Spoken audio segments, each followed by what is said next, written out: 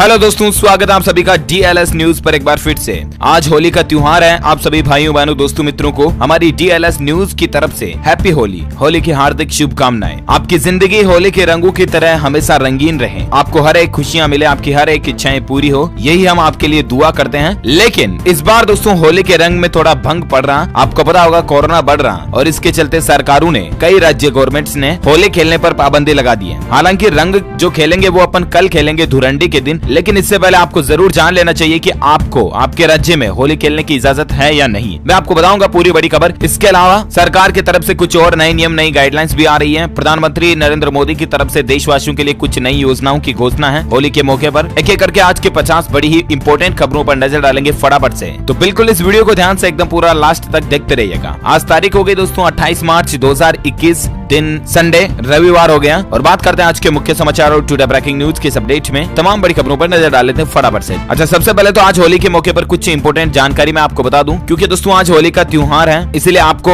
होलिका दहन और होलिका की जो पूजा की जाती है होलिका दहन से पहले, उसके लिए शुभ मुहूर्त में आपको बता देता हूँ। धार्मिक मान्यताओं के अनुसार होली जो है दोस्तों वो एक पाप पर पुण्य की जीत के उपलक्ष्य में हम सभी मनाते हैं। फाल्गुन मास की पूर्णिमा के दिन आपको पता होगा हिरण्यकश्यप की बहन ने, जिनका नाम था होलिका, वो प्रहलाद को लेकर जब गोद में लेकर आग में बैठ गई, क्योंकि उनको आशीर्वाद प्रदान था कि वो आग में भी नहीं जल सकती है। लेकिन फिर भी सत्य की जीत के चलते होलिका जलकर राख हो गई, लेकिन प्रहलाद का बाल भी बांका नहीं हुआ। और उसी के उपलक्ष्य में हम उस दिन के बाद से होली के रूप में ये त्योहार मनाते हैं। ऐसे में दोस्तों होलिका दहन से पहले होलिका की जो पूजा की जाती है ना, उसका आज शुभ मुहूर्त होगा 28 मार्च को सुबह 9:20 से लेकर 10:53 तक आप होलिका की पूजा कर सकते हैं। ठीक है ना, सुबह के टाइम पर। तो दिन में और अमृत काल रहेगा 12:26 तक आप अमृत काल में भी पूजा कर सकते हैं, मतलब सुबह 9:20 से लेकर 12:30 तक। तो ठीक है, इसके बाद अगर आप होलिका की पूजा करना चाहते हो तो फिर 2 बजे से लेकर 3:30 बजे तक शुभ चौगड़िया रहेगा, तब तक आप होलिका की पूजा कर सकते हैं। वहीं शाम के समय जब होलिका दहन जो किया जाएगा उसका शुभ मुहूर्त रहेगा शाम को 6:36 से लेकर रात को 8:30, यानी कि लगभग 2-2.5 घंटे तक होलिका दहन का शुभ समय रहेगा। इस दौरान होलिका दहन करना बहुत ही अच्छे मुहूर्त में है। अच्छा, इसके अलावा होली पर कई राज्यों के द्वारा जो नई गाइडलाइंस जारी की गई है उसके मुताबिक आपको होली खेलने की इजाजत नहीं होगी। उन राज्यों में शामिल है दोस्तों झारखंड, उत्तराखंड, हिमाचल प्रदेश, गुजरात, हरियाणा, मध्य प्रदेश, महाराष्ट्र, दिल्ली, उत्तर प्रदेश, उत्तराखंड, झारखंड, बिहार। ये जो अभी मैंने नाम बोले दोस्तों, इन राज्य सरकारों ने तो सख्त पाबंदी लगा दी कि आप पब्लिकली यानी कि सार्वजनिक रूप से बाहर जाकर के होली नहीं खेल सकते हैं, भीड़ इकट्ठी नहीं कर सकते हैं। ठीक है ना। लेकिन इसके अलावा भी मेरी आपसे रिक्वेस्ट है कि अगर आप इन राज्यों में नहीं भी रहते, दूसरे राज्यों में भी रहते हैं ना, तो भी प्लीज इस त्योहार पर आप बाहर जाकर होली ना भी खेले ना, तो ही ज्यादा बढ़िया होगा। हाँ, आप मतलब ऐसा कोई धामा मस्ती करने की जरूरी तो है ही नहीं है। आप प्यार से अपने मिलने वालों को प्रेम से घर बुला करके आप कलर लगा सकते हैं, अपने परिवार वालों के साथ शांति के साथ होली खेल सकते हैं। क्योंकि दोस्तों बाहर होली खेलने गए और कोरोना के चपेट में फंस गए तो बहुत ज्यादा महंगा पड़ सकता हूँ, समझ रहे हो ना। अच्छा, इसके अलावा राजस्थान राज्य में शाम को 4 बजे से लेकर रात को 10 बजे तक होली खेलने की इजाजत होगी, लेकिन इसमें भी ज्यादा लोग इकट्ठे नहीं हो सकेंगे। कुछ गाइडलाइंस हैं जिनकी जानकारी आप स्क्रीन पर देख सकते हैं। 2 गज दूरी, मास्क लगाना जरूरी होगा। अच्छा, वहीं होली पर और एक अपडेट ये आना दोस्तों की आज राजधानी दिल्ली में मेट्रो की टाइमिंग में कुछ बदलाव रहेगा। 29 मार्च को लेकर दिल्ली मेट्रो की तरफ से नया टाइम टेबल जारी किया गया है। एक नोटिस भी आप देख सकते हैं कि on 29 March metro service will not be available till 2:30 PM, यानी कि 29 के दिन 2:30 बजे तक आप मेट्रो सर्विस का फायदा नहीं ले पाएंगे। ठीक है ना। अच्छा, और एक बड़ी खबर देखिए दोस्तों, राजधानी दिल्ली NCR में इस बार जलाई जाएगी गो कास्ट से बनी होली और इससे प्रदूषण भी कम होगा। वैसे भी दिल्ली में पोल्यूशन कितना आपको पता ही है, तो इस बार होली पर ये खास पहल शुरू की जा रही है, अच्छी बात है। अच्छा, अब अपन नजर डाल लेते हैं देश से जुड़ी कुछ प्रमुख बड़ी खबरें और मुख्य समाचार पर। ये तो होली की बातें थी जो मैंने आपको बता दी। ओके, अच्छा, अब अगला अपडेट देखिए, इंपोर्टेंट जानकारी। अगर आप भी बोतल से पानी पीते हैं ना, तो देखिए दोस्तों पानी की बोतलें बेचने पर नियम बदल दिया सरकार ने। FSSAI की तरफ से एक नया आदेश आ चुका कि BIS मार्क होना जरूरी होगा, तभी पानी की बोतल बेचने का कंपनीज को लाइसेंस मिलेगा। BIS बोले तो दोस्तों ब्यूरो ऑफ इंडियन स्टैंडर्ड्स, यानी कि भारतीय मानक प्राधिकरण से अगर पानी की बोतल अप्रूव्ड होगी ना, तो ही उसको बाजार में बेचने की इजाजत होगी। अब यहाँ पर आपके लिए जानना इंपॉर्टेंट है दोस्तों कि आप किसी भी बोतल से पानी पीते वक्त उस पर वो स्टाम्प जरूर देखें कि वो पानी की बोतल BIS अप्रूव्ड है या नहीं। अगर नहीं है और आप उसको पी रहे हो, यानी कि वो आपके लिए हार्मफुल हो सकती है, आपके लिए खतरनाक हो सकती है। क्योंकि पूरे देश में ये नियम लागू हो चुका है दोस्तों। पैकेज्ड पीने का पानी, मिनरल वाटर की बिक्री बिना BIS लाइसेंस के नहीं हो सकती। 1 अप्रैल से ये नियम लागू हो जाएगा, यानी कि मार्च के बाद से, ठीक है ना। अच्छा, अगली खबर देखिए। आपको पता होगा दोस्तों, पिछले 2 दिन से भारत के प्रधानमंत्री नरेंद्र मोदी बांग्लादेश की यात्रा पर थे, राइट। तो यात्रा पूरी हो चुकी है, वो अब दिल्ली लौट चुके हैं। और इस दौरान बांग्लादेश के साथ भारत के क्या समझौते हुए पता है? एक भारतीय नागरिक होने के नाते आपको जरूर जानना चाहिए। भारत और बांग्लादेश के बीच 5 अहम समझौते हुए हैं। वहां पर पीएम मोदी ने 109 एम्बुलेंस और 12 लाख वैक्सीन की डोज भी बांग्लादेश को दी है, शेख हसीना को सौंपी है। मतलब भारत का दिल देखिए आप दोस्तों, कोरोना की इस मुश्किल घड़ी में किस तरह से दूसरे देशों का साथ दे रहा है। 109 तो एम्बुलेंस दी बांग्लादेश को, इसके अलावा 12 लाख कोरोना की वैक्सीन की डोज सौंपी है। और वहां जब पीएम मोदी गए थे तो उनको एक चांदी का सिक्का भी पीएम मोदी को भेंट किया गया। अब भारत और बांग्लादेश के बीच समझौते क्या क्या हुए, तो देखिए आप दोस्तों की द्विपक्षीय वार्ता के बाद बांग्लादेश में बन रहे रूपपुर परमाणु पावर प्लांट के इंफ्रास्ट्रक्चर डेवलपमेंट में भारत की अधिक भागीदारी का उद्घाटन किया। साथ ही दोनों देशों के बीच हल्दीबाड़ी चीलगाटी रेल रूट पर नई मिताली एक्सप्रेस ट्रेन चलाने का भी ऐलान हुआ। ये ट्रेन ढाका और न्यू जलपाईगुड़ी के बीच चलेगी। साथ ही बांग्लादेश में भारतीय सेना के शहीदों की स्मृति में एक स्मारक भी बनाए जाने का काम भी दोनों प्रधानमंत्रियों ने उद्घाटन कर दिया। यानी कि भारत के लिए गौरव की बात है दोस्तों कि भारत की जो इंडियन आर्मी है उनके शहीद होने का स्मृति का स्मारक बांग्लादेश में भी बनेगा। कई सारे और भी ट्रेड और IT इंफ्रास्ट्रक्चर से जुड़े समझौते भी हुए हैं जिनसे दोनों देशों को फायदा होगा। तो ये अच्छी बात है, दोनों ही देशों के बीच आदान प्रदान बढ़ेगा। और इसके अलावा एक सबसे अच्छी बात है दोस्तों कि भारत बांग्लादेश के बीच ये साझा फैसला हुआ कि अब हर साल 6 दिसंबर को धूमधाम से मनाया जाएगा मैत्री दिवस। जहाँ एज ए दोस्तों फ्रेंडशिप डे के रूप में भारत और बांग्लादेश की गवर्नमेंट ने ये फैसला लिया कि 6 दिसंबर को दोनों ही देश मैत्री दिवस को मनाएंगे। तो ये भी अच्छी पहल है, ओके। और देखिए अगली खबर दोस्तों, प्रधानमंत्री नरेंद्र मोदी जो आज मन की बात भी करने जा रहे हैं। 75वां एपिसोड होगा ये उनका मन की बात का। और आज वो कोरोना पर भी कोई बातचीत कर सकते हैं, होली वगैरह पर भी बातचीत करेंगे। तो देखते हैं मन की बात में क्या क्या चर्चाएं होती हैं, मैं आपको बता दूंगा जरूर DLS न्यूज के ऊपर कंप्लीट हाइलाइट्स और अपडेट। फिलहाल देखिए आप अगली खबर की, हाँ खबर थोड़ी अटपटी और कड़वी है, लेकिन देखिए आप क्या कहती है स्टडी की रिसर्च। पोल्यूशन के कारण छोटा हो रहा पुरुषों का प्राइवेट पार्ट। जी हाँ, इन दोनों पर दोस्तों सोशल मीडिया पर एक वैज्ञानिक का यह दावा किया जा रहा है और वो दावा तेजी से वायरल भी हो रहा है। दरअसल न्यूयॉर्क के माउंट सिनाई हॉस्पिटल में प्रोफेसर डॉक्टर सन्ना स्वान ने अपनी रिसर्च में कहा कि पोल्यूशन के कारण पुरुषों का प्राइवेट पार्ट छोटा हो रहा है। स्वान ने अपनी रिसर्च के आधार पर एक किताब भी लिखी है जिसमें उन्होंने ये दावा किया कि ये समस्या आगे जाकर के मानवता के लिए बांझपन का संकट पैदा कर सकती है, यानी कि इंसानी जाति पर पूरा खतरा पैदा हो सकता है। ऐसा इसलिए है क्योंकि प्लास्टिक बनाने में इस्तेमाल होने वाला एक केमिकल जिसका नाम है फेथलेट्स, जो कि हमारे एंडोक्राइन सिस्टम पर असर करता है, यानी कि हमारी जो संतान पैदा करने की क्षमता है उस पर सीधा इफेक्ट डालता है। उस वैज्ञानिक ने अपनी रिसर्च में ये कहा दोस्तों कि प्रदूषण की वजह से पिछले कुछ सालों में जो बच्चे पैदा हो रहे हैं ना, उनके लिंग का आकार छोटा हो रहा है। और इतना ही नहीं दोस्तों, पुरुषों में स्पर्म की और महिलाओं में अंडाणु की संख्या भी इससे घट रही है और ये मानव जाति के लिए आगे भविष्य में खतरा हो सकता है। अभी हमें सावधान होने की जरूरत है। अब इस खबर में आपके और हमारे लिए जानने लायक बात यही है दोस्तों, काम में लेने वाली बात यही है कि जिंदगी में जितना ज्यादा हो सके ना प्लास्टिक का इस्तेमाल कम से कम कीजिए प्लीज।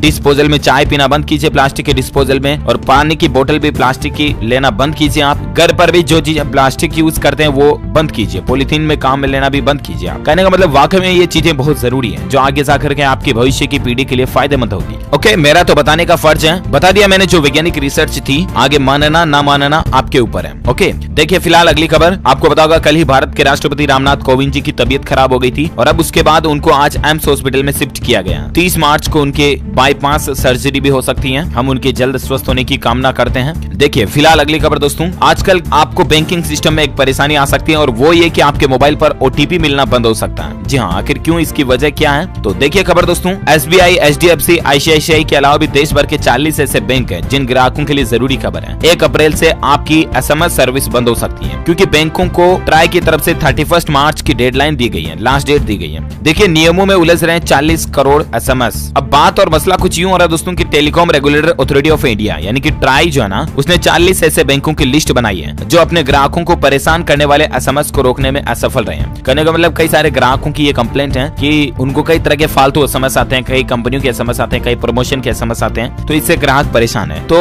ट्राई ने क्या कहा कि दोस्तों आप अपने बैंकिंग कस्टमर्स के लिए ऐसे मैसेज पर रोक लगाइए, लेकिन 40 ऐसे बैंक है जो कुछ भी करने में कामयाब नहीं रहे। अब ट्राई का यह कहना कि 1 अप्रैल से बिल्कुल ही SMS सर्विस बंद हो जाएगी। तो बैंकों को तो फर्क पड़ेगा, साथ में सीधा असर ग्राहकों को पड़ेगा। आपको SMS वगैरह में, OTP में ये दिक्कत आ सकती है। देखते हैं 1 अप्रैल से पहले और बैंकों की तरफ से इस पर क्या डिसीजन लिया जाता है और ट्राई की तरफ से क्या अपडेट आता है, मैं आपको बता दूंगा जरूर। फिलहाल देखिए आप अगली खबर। कल ही आपको पता होगा चुनाव की शुरुआत हो चुकी थी और पश्चिम बंगाल में करीब 80% चुनाव रहा, जबकि असम राज्य में 72% मतदान हुआ। चुनाव आयोग की तरफ से ये डेटा आ रहा। आप भी अपने मत का पूरा अधिकार काम में लीजिए और वोट जरूर दें। ओके, अगली खबर देखिए दोस्तों। इरेडा की एक नई पहल है। किसके लिए? इंश्योरेंस पॉलिसी में फ्रॉड होने से रोकने के लिए। इरेडा क्या है? Insurance regulatory and development authority of India, यानी कि हमारे देश में जितनी भी इंश्योरेंस करने वाली कंपनीज है ना, उनकी हेड ऑर्गेनाइजेशन है। उनके लिए नियम कानून कायदे बनाने वाली उनकी मम्मी है, यूं समझ लीजिए आप इरेडा। अब इरेडा ने दोस्तों देश की इंश्योरेंस पॉलिसी लेने वाले जनता के लिए, लोगों के लिए, उनके साथ होने वाले फ्रॉड को रोकने के लिए एक नई पहल शुरू की है और वो ये कि अब आपको आपकी इंश्योरेंस पॉलिसी के लिए एक यूनिक आईडी मिलेगी।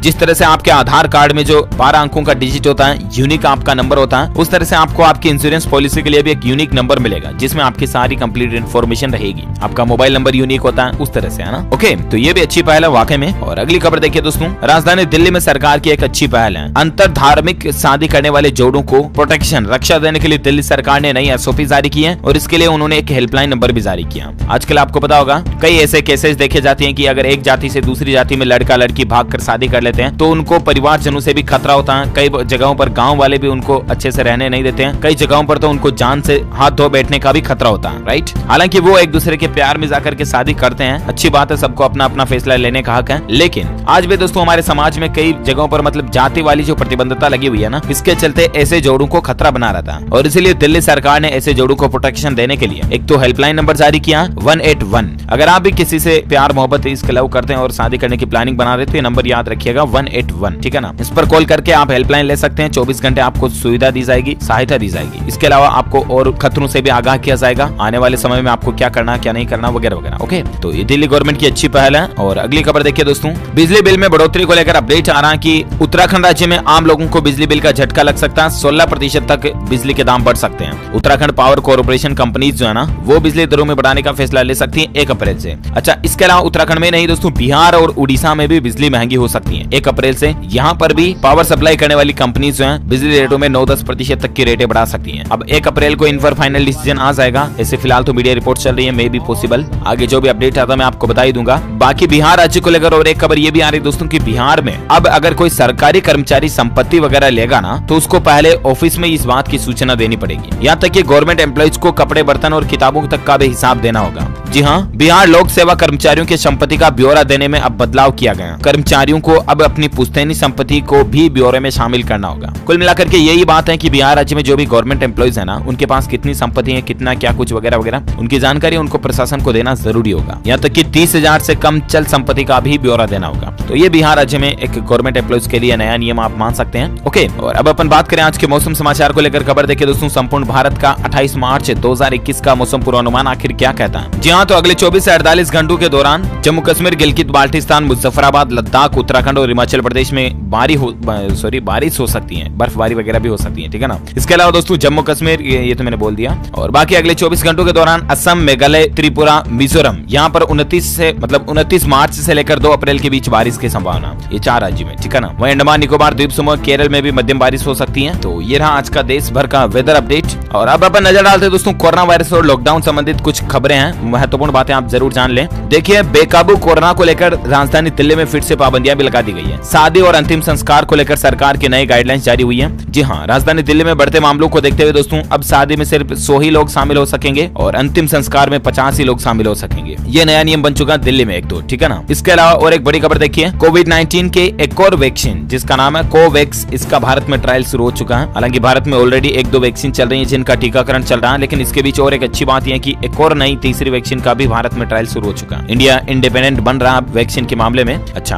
कोरोना पर और एक बड़ी खबर देखिए आप दोस्तों, पूरे महाराष्ट्र में धारा 144 लागू हो चुकी है बढ़ते कोरोना मामलों को देखते हुए। इसके अलावा मुंबई में नाइट कर्फ्यू, औरंगाबाद में लॉकडाउन भी लग चुका है। जी हाँ, महाराष्ट्र राज्य सरकार ने नई गाइडलाइंस जारी कर दी है। महाराष्ट्र के मुख्यमंत्री उद्धव ठाकरे सरकार का यह आदेश है कि पूरे महाराष्ट्र में धारा 144 लागू कर दी गई है, यानी कि अब 3-4 लोग भी एक साथ इकट्ठे नहीं हो सकेंगे। इसके अलावा देखिए दोस्तों, राज्य में सभी मॉल्स, गार्डन, चौपाटी, सिनेमाघर, होटल वगैरह सब कुछ रात को 8 बजे बंद हो जाएंगे और सुबह 7 बजे तक बंद रहेंगे, यानी कि नाइट कर्फ्यू पूरे राज्य में लागू हो चुका है महाराष्ट्र में आज से ही। ओके, वहीं दोस्तों महाराष्ट्र में देखिए जुर्माने को भी बढ़ा दिया। महाराष्ट्र में आज से ही बिना मास्क अगर आप घूमते हुए पाए जाते हैं तो 500 रुपए आप पर जुर्माना लगेगा, और कहीं खाली जगह पर सार्वजनिक जगहों पर थूक भी देते हो ना आप तो 1000 रुपए फाइन लगेगा। रात 8 बजे से लेकर सुबह 7 बजे तक पूरे राज्य में धारा 144 और नाइट कर्फ्यू भी लागू रहेगा। तो ये महाराष्ट्र राज्य में रहने वाले लोगों के लिए एक इंपॉर्टेंट अपडेट है। कुछ और नई गाइडलाइंस भी आप स्क्रीन पर देख सकते हैं ये पॉइंट्स। चलिए अगली खबर देखिए, मध्य प्रदेश भोपाल में लॉकडाउन के बाद अब कंटेनमेंट जोन बनना भी शुरू हो चुका है। यहाँ पर देखिए दोस्तों 20 इलाकों को लॉक कर दिया गया है जिन्हें कंटेनमेंट जोन घोषित कर दिया है, वहां पर लॉकडाउन ही लागू कर दिया गया। अच्छा, और एक अपडेट आ रहा दोस्तों कोरोना पर कि देश में देखिए दोस्तों एक दिन में 15,20,000 से भी ज्यादा वैक्सीन की खुराक लगाई गई, और अब तक कुल भारत में वैक्सीनेशन का आंकड़ा जो है ना, कुल टीका लग चुका है लोगों को 5,46,00,000 से भी ज्यादा लोगों को टीके की डोज दे दी गई है। ओके, और बाकी देखिए दोस्तों देश के 46 ऐसे जिले हैं जहां पर कोरोना के मामले सबसे ज्यादा बढ़ रहे हैं, और केंद्र सरकार ने इससे निपटने के लिए 5 सूत्रीय एक प्लान भी बनाया। इसके तहत यही है दोस्तों कुल मिलाकर के कि राज्य सरकारें और केंद्र सरकारें मिलकर कोरोना को रोकने के लिए नई पहल शुरू करेगी। राज्यों से ज्यादा केस वाले 46 जिलों में सख्ती के साथ कंटेनमेंट जोन और सार्वजनिक स्वास्थ्य उपायों को अपनाने को कहा गया। बैठक में कोरोना मामलों में तेजी को रोकने के लिए testing, tracing, isolation, clinical treatment और वैक्सीनेशन पर